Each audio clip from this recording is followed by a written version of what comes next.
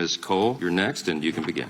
My name is Chloe Cole, and I am a detransitioner. Another way to put that would be, I used to believe that I was born in the wrong body, and the adults in my life whom I trusted affirmed my belief, and this caused me lifelong, irreversible harm. I speak to you today as a victim of one of the biggest medical scandals in the history of the United States of America. I speak to you in the hope that you will have the courage to bring the scandal to an end and ensure that other vulnerable teenagers, children, and young adults don't go through what I went through. At the age of 12, I began to experience what my medical team would later diagnose as gender dysphoria. I was well into an early puberty, and I was very uncomfortable with the changes that were happening to my body. I was intimidated by male attention, and when I told my parents that I felt like a boy, in retrospect, all I meant was that I hated puberty, that I wanted this newfound sexual attention to go away, that I looked up to my brothers a little bit more than I did to my sisters. I came out as transgender in a letter I sent on the dining room table. My parents were immediately concerned.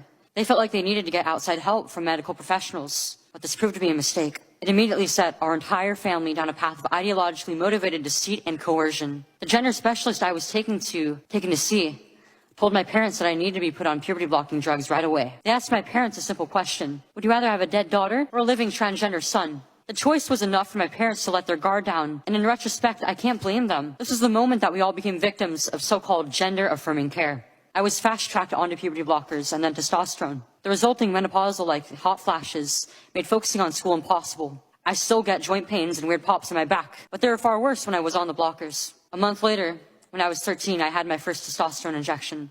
It's caused permanent changes to my body. My voice will forever be deeper, my jawline sharper, my nose longer, my bone structure permanently masculinized, my Adam's apple more prominent, my fertility unknown.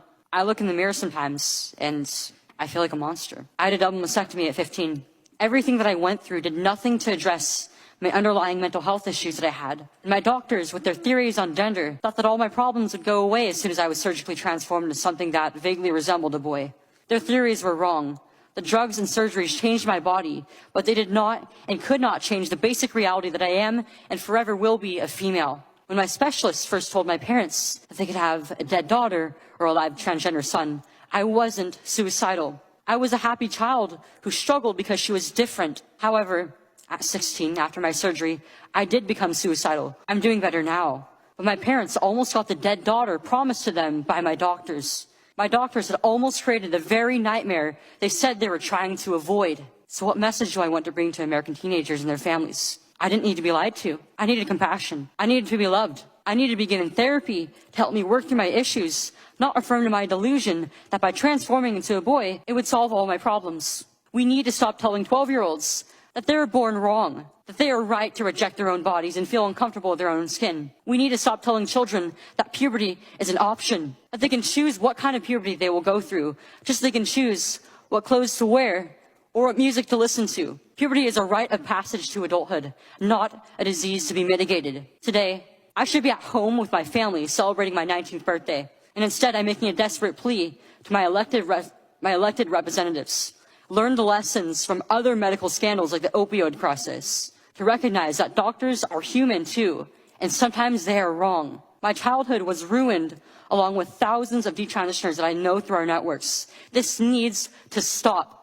You alone can stop it. Enough children have already been victimized by this barbaric pseudoscience. Please let me be your final warning. Thank you.